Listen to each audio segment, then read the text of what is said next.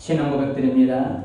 전능하사 천지를 만드신 하나님 아버지를 내가 믿사오며 그 외아들 우리 주 예수 그리스도를 믿사오니 이는 성령으로 잉태하사 동정녀 마리아에게 나시고 본디오 빌라도에게 고난을 받으사 십자가에 못 박혀 죽으시고 장사한 지 사흘 만에 죽은 자 가운데서 다시 살아나시며 하늘에 오르사 전능하신 하나님 우편에 앉아 계시다가 저리로서 산 자와 죽은 자를 심판하러 오시리라. 성령을 믿사오며 거룩한 공회와 성도가 서로 통하는 것과 죄를 사하여 주시는 것과 몸이 다시 사는 것과 영원히 사는 것을 믿사옵나이다. 아멘. 오늘 나눌 말씀은 데살로니가전서 1장 2절에서 4절까지 보겠습니다. 신약 329페이지가 되겠습니다. 신약 329페이지 데살로니가전서 1장 2절에서 4절까지 봅니다. 신약 329페이지 329페이지입니다. 데살로니가전서 1장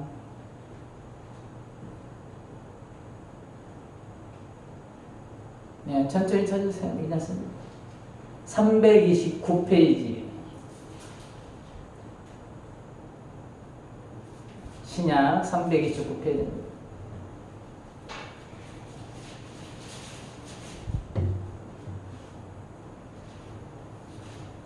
데살로니가전서 1장 2절에서 4절까지 공독합니다.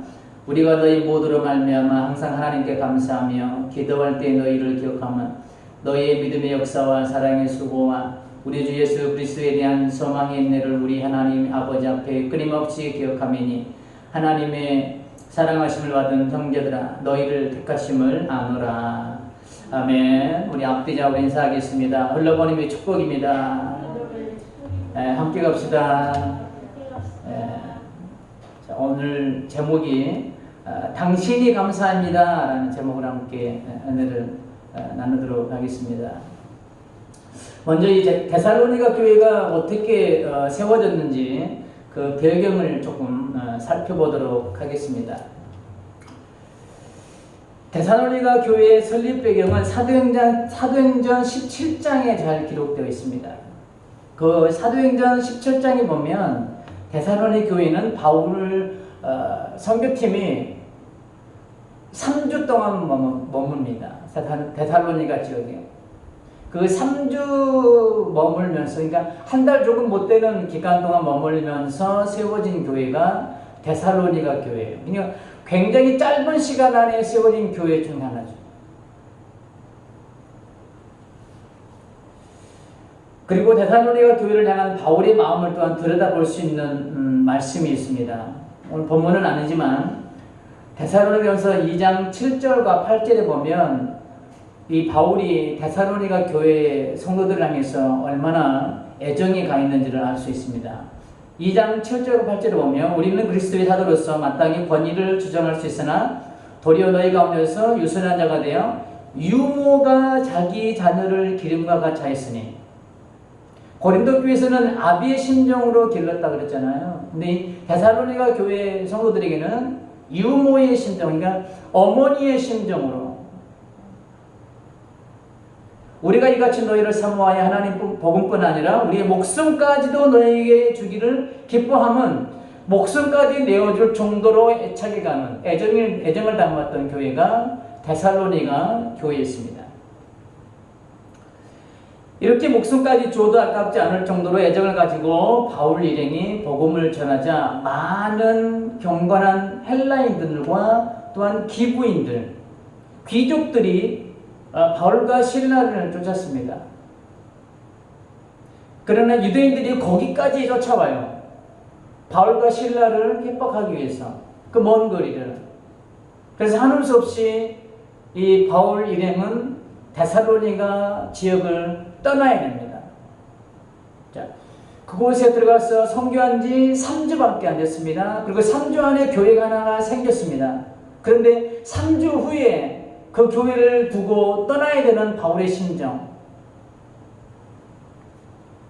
3주 만에 세워진 교회, 그리고 유대인들의 핍박으로 인해 오래 돌보지도 못하고 떠나야만 했던 교회, 그런 교회에 바울의 마음속에 데살로니가 교회는 어떻게 보면 정말 아픈 손가락이었을 거예요. 그래서 바울은 기도할 때마다 데살로니가 교회와 성도들을 위해서 기도를 빼먹지 않았습니다. 오늘 본문 2절에 보면 알 수 있습니다. 우리가 너희 모두로 말미암아 항상 하나님께 감사하며 기도할 때에 너희를 기억하며. 물론 바울은 다른 교회들도 기도할 때 함께 기도했습니다. 그러나 데살로니가 교회는 3주 만에 세워졌고 3주 동안만 사역을 하고 떠나야만 했기에 더욱 마음이 쓰였을 거예요. 성도들은 다들 신앙생활을 하고 있을까? 데살로니가 연수를 보면 데살로니가 교회 성도들도 유대인들로 인하여서 엄청난 핍박을 받았습니다.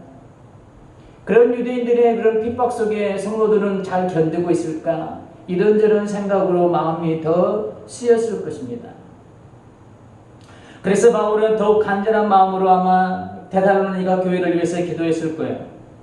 이렇게 마음 다해 기도의 은혜를 받고 있는 데살로니가 교회 성도들은 참 복된 성도들이죠. 어떤 분이 그런 말씀을 한 적이 있습니다. 교회를 옮기고 싶은데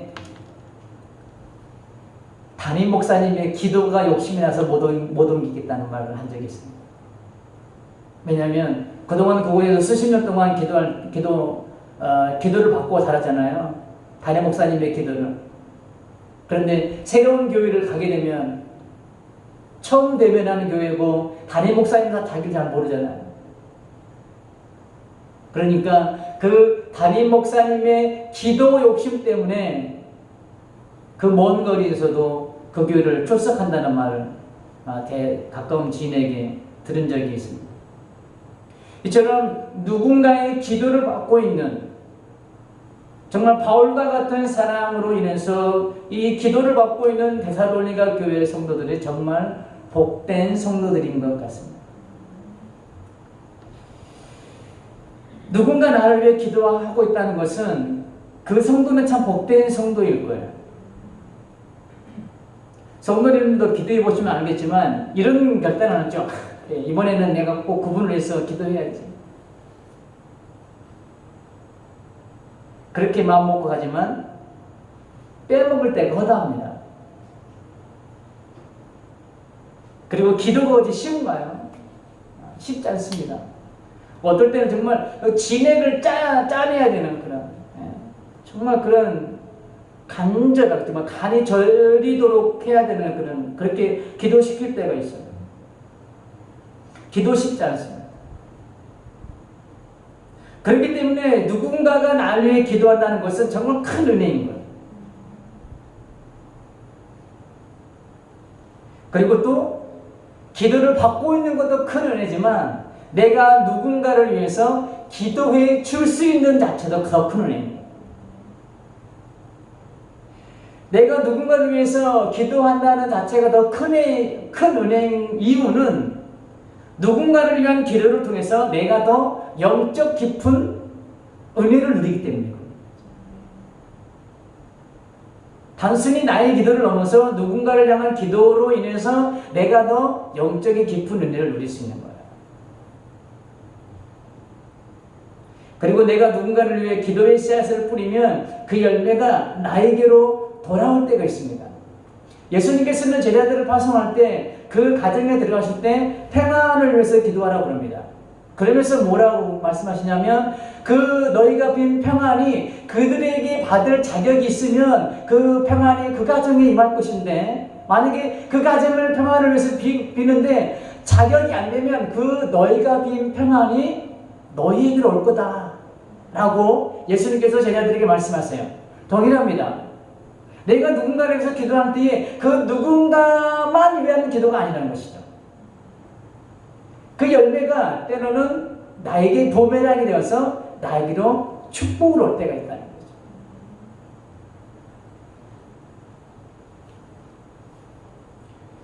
그래서 우리는 하나님께서 나를 위해 기도하는 동역자를 붙여달라고 우리는 기도해야 되고, 나 또한 그 누군가의 기도의 동역자가 될 수 있어야 됩니다. 그러기 위해서는 우리의 기도의 지경을 넓혀야 합니다. 나만을 위한 기도에서 교회 공동체를 섬기는 어려움과 힘든 일을 겪고 있는 지체들을 위해서도 기도할 수 있어야 한다는 것이죠. 그때 서로가 영적 건강함을 유지하며 그 공동체는 건강한 공동체로 세워질 줄 믿습니다. 지금 데살로니가 교회가 이렇게 건강한 교회를 세워졌어요. 3주 만에 세워진 교회지만 3주 만에 세워졌으니 뭐 체계가 잡혔겠습니까? 아니면 뭐 어떤 게 잡혔겠어요? 개척 3주 만에. 정말 연약한 교회, 한창 바울을 통해서 돌봄을 받아야 하는 교회가 아름답고 건강하게 성장하여 선한 영향력을 끼치고 있습니다. 그리고 1장 7절과 8절에 보면 본이 되는 교회로 성장했습니다. 1장 7절과 8절 볼까요? 그러므로 너희가 마게도냐와 아가야에 있는 모든 믿는 자의 본이 되었느니라. 주의 말씀이 너희들로부터 마게도냐와 아가야만 들릴 뿐만 아니라 하나님을 향하는 너희 믿음의 소문이 각처에 퍼졌으므로 우리는 아무 말도 할 것이 없노라. 바울 일행이 더 이상 간섭할 정도로 데살로니가 교회가 아주 건강하게 세워졌다는 말씀.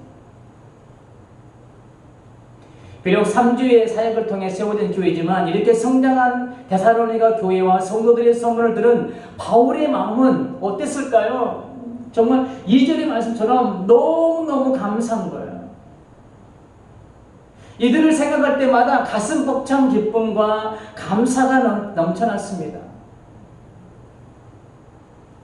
우리 자신에게 한번 질문을 해봤으면 좋겠습니다.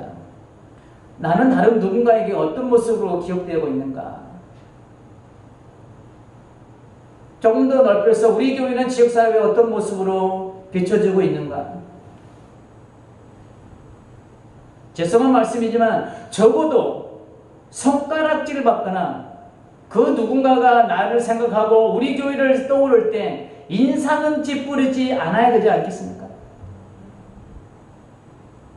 저망하기는 바울이 데살로니가 교회의 성도들을 생각할 때마다 감사와 기쁨이 넘쳤던 것처럼 다른 사람이 나를 생각할 때 미소 지을 수 있는 성도님들의 삶이 되시기를 주님의 이름으로 축복합니다.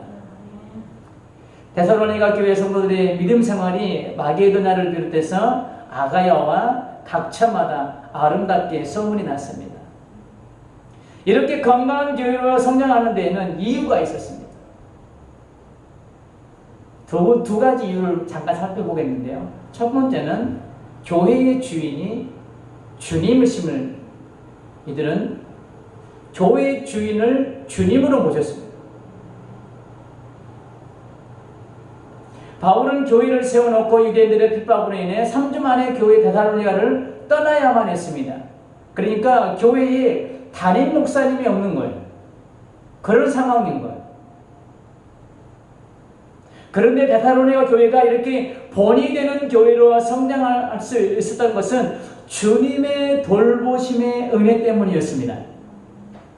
자, 본문 4절을 볼까요? 본문 4절. 하나님의 사랑하심을 받은 형제들아, 너희를 택하심을 아노라.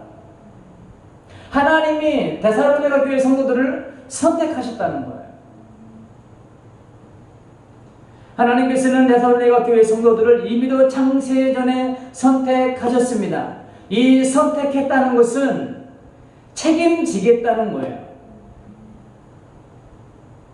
이 하나님의 사랑과 은혜가 데살로니가 교회와 성도들을 이끌고 있었기에 아름답고 건강하게 성장할 수 있었던 겁니다. 반대로 우리는 고린도 교회를 우리가 한번 살펴볼까요? 고린도 교회가 왜 분열이 되었습니까? 분열된 원인의 한 복판에 누가 있었냐면 사람이 있었습니다.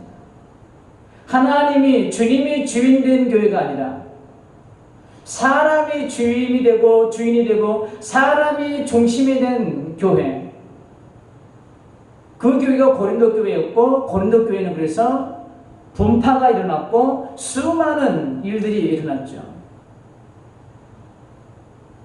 사람이 주인이 되었던 고린도 교회는 분열이 되었습니다. 그리고 고린도전서를 우리가 통해서 살펴보았듯이 세상 사람들도 하지 않는 엄청난 죄악들을 교회 안에서 일어납니다. 특히 음행의 문제. 그래서 그 고린도 지역 교회를 보면서 사람들이, 지역 사람들이 지탄의 대상이 되었죠. 교회에 대한 이미지가 땅에 곤두박질은 지금의 상황에서 우리 교회 역시 데살로니가 교회처럼 지역사회와 이 땅에 본이 되는 교회로 세워지기 위해서는 담임 목사가 주인 행세를 해서는 안 되는 거예요. 소위 말해서 내가 이 교회를 개척했다고 내가 주인 행세를 해서는 안 된다는 것이죠. 사람이 중심되는 교회가 되어서는 안 되는 거예요. 사울왕이 그 아말렉에 호흡 있는 모든 것들을 다 죽이라고 그럽니다. 그런데 살려왔어요.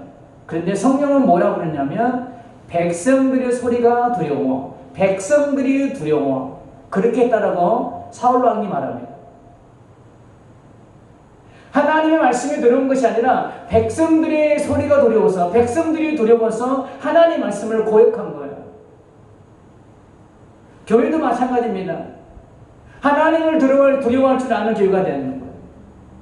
사람의 비유 바치거나 사람 소리가 두려워서 그런 교회가 사람 힘의 논리에서 움직이는 교회가 되어서는 안 된다는 것이죠. 그럴 때 고린도 교회 같은 교회가 되는 거예요. 우리가 데살로니가 교회처럼 본이 되는 교회, 아가야와 각처의 아름다운 소문이 들려오는 교회는 주님이 이끄시는 교회가 되어야 되고, 주님이 주인 되는 교회, 주님을 주인으로 모셔드리는 교회가 되어야 될 줄 믿습니다. 그런 교회로 세워질 때에 데살로니가 교회처럼 아름다운 소문이 들려오는 거예요. 이처럼 주님이 이끄시는 교회가, 이 데살로니 교회가 첫 번째로 건강하게 세워질 수 있는 비결이었습니다. 두 번째는 성도님들의 삶이 따르는 믿음 생활이었습니다. 자, 3절 볼까요? 3절. 3절 보면 많이 들었던 말씀일 거예요. 너희의 믿음의 역사와 사랑의 수고와 우리 주 예수 그리스도에 대한 소망의 인내를 우리 하나님 아버지 앞에서 끊임없이 기억하매니. 믿음의 역사, 사랑의 수고, 소망의 인내. 이 세 단어를 통해 데살로니가 교회 성도들이 말씀을 들으면서 그치지 않고 삶으로 살았음을 알 수 있습니다. 자, 믿음은 반드시 역사를 만드는 힘이 있습니다. 믿음에는. 그런데 이 믿음이 갇혀 있으면 역사의 원동력이 되지 않아요. 이 믿음을 가지고 삶으로 살아낼 때 우리의 삶의 역사가 일어나는 거예요. 근데 이 믿음이 다 갇혀 있잖아요. 근데 이 역사는 만들어져요. 바울이 전한 복음을 들은 데살로니가 사람들 안에 믿음이 생겨났습니다. 그리고 이 믿음은 데살로니가 사람들로 하여금 위대한 역사를 만들어낼 수 있게 했습니다. 삶을 살아갈 수 있게 만들어낸 거예요. 믿음이. 그 역사가 뭐냐면 1장 9절에 볼까요? 1장 9절. 이 믿음이 어떤 역사를 만들었냐면 1장 9절에 보면 그들이 우리에 대하여 스스로 말하기를 우리가 어떻게 너희 가운데 들어갔는지와 너희가 어떻게 우상을 버리고 하나님께로 돌아와서 살아계신 참되신 하나님을 섬기는지와. 이 믿음이 데살로니가 사람들의 삶을 획기적으로 변화시켰습니다. 전에는 우상을 주의 삼고 살던 그들이 이제는 하나님을 주의 삼고 하나님을 섬기는 삶으로 변화되었습니다. 하나님이냐 우상이냐 데살로니가 그 사람들은 선택해야 됐을 거예요. 그런데 바울이 전한 그 복음으로 말미암아 이들 안에 뭔가 꿈틀대기 시작했어요. 그래서 우상을 버리고 하나님을 섬기며 하나님을 따르는 삶으로 이들이 획기적인 변화를 이뤘던 것이죠.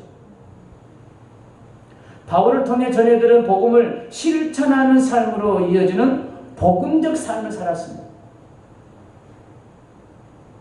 이것이 데살로니가 교회가 건강하게 세워질 수 있는 두 번째 요인이었습니다. 복음적 삶을 사는 삶. 종종 말씀드리지만 기독교가 세상의 지탄의 대상이 되는 데에는 복음적 삶을 살지 못하는 데 있습니다. 이 믿음과 말씀과 은혜가 갇혀져 있기 때문에, 소위 말해서 말씀 따로 삶 따로 국밥이 되기 때문에, 세상 사람들은 예수님 믿는 나의 삶을 보고 판단합니다. 보여지는 나의 삶을 보고 본인들이 세상 사람들은 판단의 기준을 삼아요. 그렇기 때문에 믿는 사람은 삶으로 예수님을 보여줄 수 있어야 합니다. 전하는 복음도 중요합니다. 예수님 믿으세요? 전하는 복음도 중요합니다. 그러나 이제는 그것을 넘어 삶으로 보여주는 복음이 필요한 시대입니다. 보여주는 복음. 받은 은혜를 가지고, 깨달아진 말씀 가지고, 들려진 복음 가지고 삶으로 살아내야 합니다. 이런 복음적 삶을 살아내는 성도님들의 삶 가운데에 믿음의 역사는 반드시 일어난다는 거예요. 믿음의 역사요. 이 믿음으로 삶을 살아낼 때에 우리 삶 가운데에 믿음의 역사는 일어납니다. 그리고 데살로니가 교회 성도들은 사랑의 수고를 아끼지 않는 삶을 살았습니다. 이 사랑은 바울로부터 받은 사랑이었습니다. 바울 일행은 복음을 전하면서 사랑의 수고를 아끼지 않았습니다. 본문을 2장 9절과 10절에 보면 바울 일행이 어떻게 하면서 복음을 전했는지 알 수 있습니다. 볼까요? 2장 9절과 10절. 형제들아, 우리의 수고와 애쓴 것을 너희가 기억하려니 너희 아무에게도 폐를 끼치지 아니하려고 밤낮으로 일하면서 너희에게 하나님의 복음을 전하였노라. 우리가 너희 믿는 자들을 향하여 어떻게 거룩하고 옳고 흠없이 행하였는지에 대하여 너희가 증인이요 하나님도 그러하시도다. 사랑의 수고를 아끼지 않았습니다. 데살로니가 교회 성도들은 바울 일행이 자신들을 위해서 어떤 희생과 수고를 했는지 몸소 보았습니다. 바울 일행들이 어떻게 자기네들을 섬겼는지를 성도들은 알고 있었어요. 그리고 그것들 안에 인간적 욕심이 아니라 진정한 사랑이 담겨져 있음을 데살로니가 교회 성도들은 깨달았습니다. 느꼈습니다. 이런 사랑을 받은 그들 역시, 데살로니가 교회 성도들 역시 그런 삶을 살았던 거예요. 아, 나를 위해서 바울과 그 일행들이 이런 사랑의 수고를 했지. 그러면 나도 그 사랑을 한번 베풀어야 되겠다라는 마음가짐으로 사랑의 수고를 아끼지 않은 삶을 살았다는 거예요.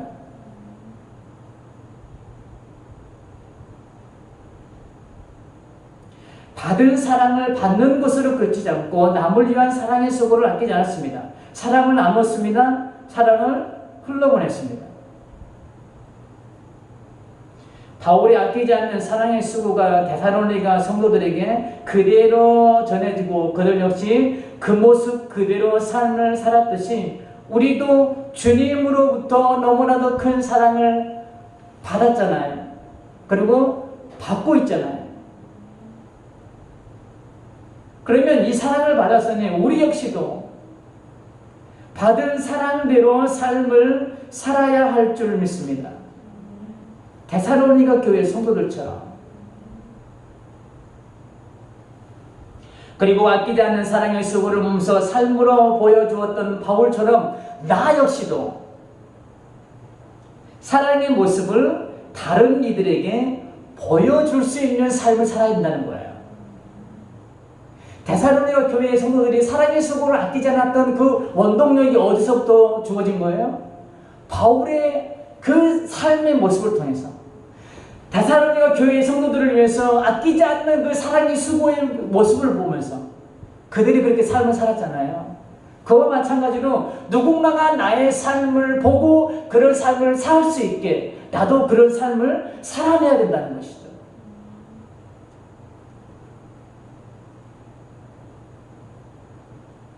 기독교를 향해 지탄을 퍼붓고 있는 세상을 향해 삶으로 예수님을 보여줍시다. 교회의 참모습을 삶을 통해 보여줍시다. 우리 천성교회가 어떤 교회인지 삶으로 보여줍시다. 그때 데살로니가 교회처럼 아름다운 소문이 들려오고 본이 되는 교회요 성도님들이 될 줄 믿습니다. 아름다운 소문이 들려오면 몰려오게 되어 있는 거예요. 부흥의 첫걸음이 그거예요. 아름다운 소문. 그리고 우리 2절과 3절에서 우리가 좀 살펴볼 단어가 있습니다. 그 단어가 뭐냐면 기억이라는 단어입니다. 기억. 2절에서도 기억이 나오고 3절에도 기억이 나옵니다. 이 기억이라는 것은 과거의 추억을 새겨두었다가 되살려 생각하는 것을 의미합니다. 바울은 데살로니가 교회를 머릿속에서 지우지 않았습니다. 그리고 데살로니가 교회와 성도들을 생각하면서 기도했다라고 2절에 말씀하고 있습니다. 그리고 그들을 생각하며 기도할 때마다 감사가 넘쳐났습니다. 주체할 수 없는 기쁨이 바울을 사로잡았습니다.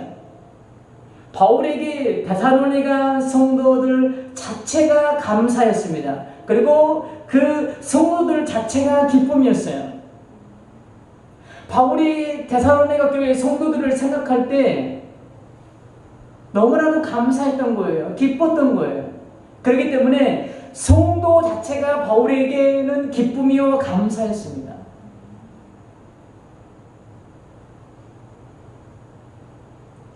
데살로니가 교회의 성도들이 바울에게 큰 기쁨이요 감사인 것은 바울의 말을 사람의 말로 받지 않고 하나님의 말씀으로 받고 그 말씀을 그대로 믿고 삶을 살았기 때문인 것입니다. 전에는 우상을 섬기며 살았던 그들이 이제는 복음을 받아들이고 하나님을 주인 삼고 하나님을 섬기는 삶으로 살았기 때문에 바울에게는 더 기쁨이 없었죠. 더할 기쁨이 없었습니다. 이 말씀이 성도들의 삶 속에서 역사를 만들어갔습니다. 바울은 이런 데살로니가 교회의 성도들을 생각하면서 하나님께 감사하고 있습니다. 2장 13절에도 보면 그 감사의 표현이 나옵니다. 2장 13절에 보면 이러므로 우리가 하나님께 끊임없이 감사함을 너희가 우리에게 들은 바 하나님의 말씀을 받을 때에 사람의 말로 받지 아니하고 하나님의 말씀으로 받으매니 진실로 그러하도다. 이 말씀이 또한 너희 믿는 자 가운데서 역사하느니라. 하나님께 끊임없이 감사하다고.